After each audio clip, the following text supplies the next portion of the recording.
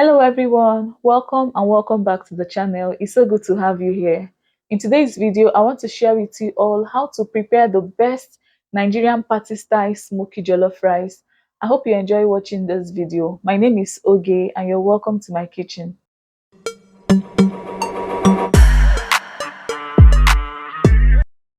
On this plate, I have Tatashe, which is a local variant of red bell pepper. I have two medium-sized onion.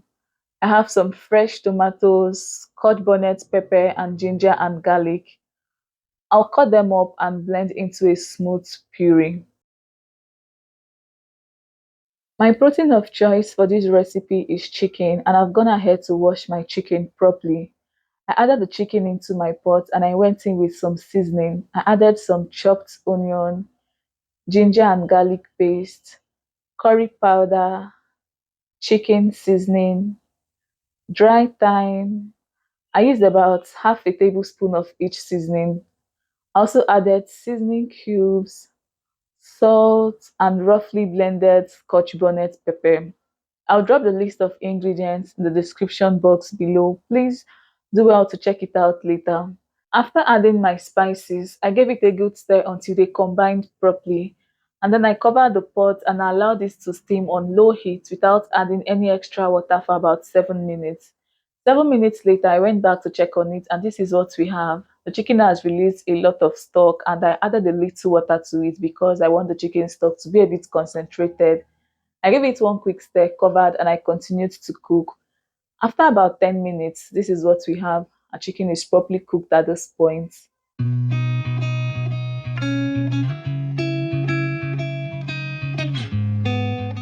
I transferred the cooked chicken into my air fryer and I air fried it for about 20 minutes.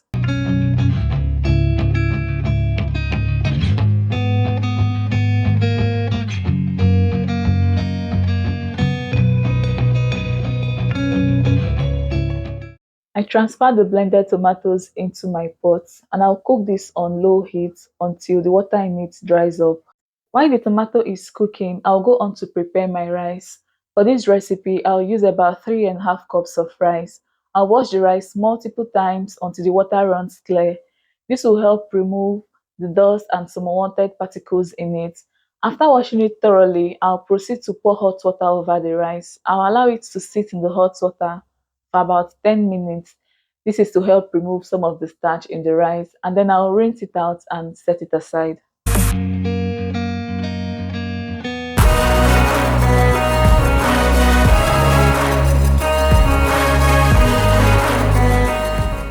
At this point, the water in the tomatoes has dried up and I've also rinsed out the rice. Let's go check on the chicken together. But this is what the chicken is looking like.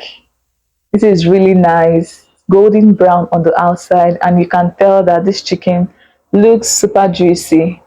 I'll take these out and put in the second batch. If you're new to the channel, hello, a warm welcome to you. My name is Oge. Kindly consider subscribing and also turn on the post notification. And to my returning subscribers, hi my lovelies. Thank you guys for always coming back to watch me. You guys are super amazing and I don't take your love and your support for granted. To prepare the stew base for my jollof, I added vegetable oil into my cooking pot, allowed it to heat up before going in with some chopped onion. I fried the onion in the hot oil for about 2 minutes for the onion to release its flavor into the oil. And then I went in with some bay leaves. This is totally optional. I also gave it a good stir and I fried for about a minute. The next ingredient to go into my pot is a tomato paste.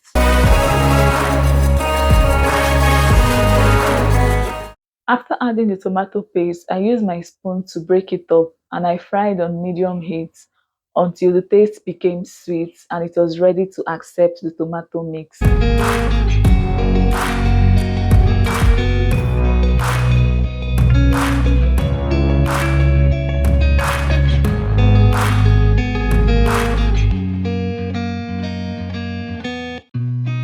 It's time to add the tomato mix. My tomato mix consists of some fresh tomatoes, Tatashe, which is local variant of red bell pepper, some Scotch bonnet pepper, ginger and garlic.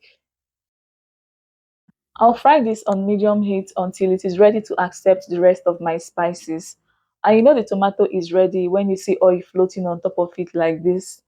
To season, I went in with some chicken seasoning, curry powder, dry thyme, and I gave it a good mix until they combined properly.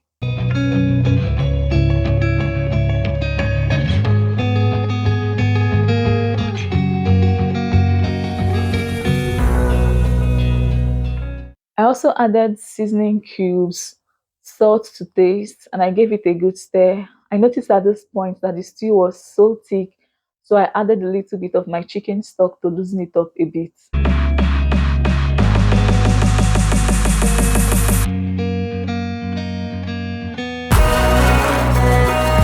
I scooped out some of the stew because it was a lot. If necessary, I'll add this towards the end of my cooking. I don't want the rice to be too mushy. I added the remaining chicken stock, gave it a good stir to combine, and then I went in with my washed rice.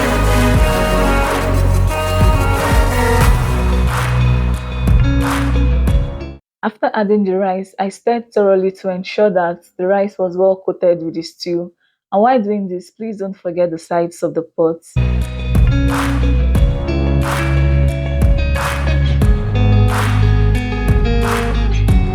I added enough water to cook the rice, and then I gave it a good stir, covered the pot, and I allowed it to cook.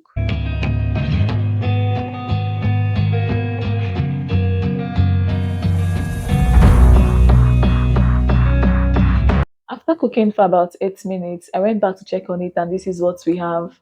At this point, the water in the rice has dried up, and you can tell that this rice looks super delicious. The color, check, the rice grains, check, everything is just the way it's supposed to be. I gave this a very good stay. If you're still watching to this point, thank you so much for staying with me. Please don't forget to give this video a huge thumbs up, like, and share with your family and friends. Thank you.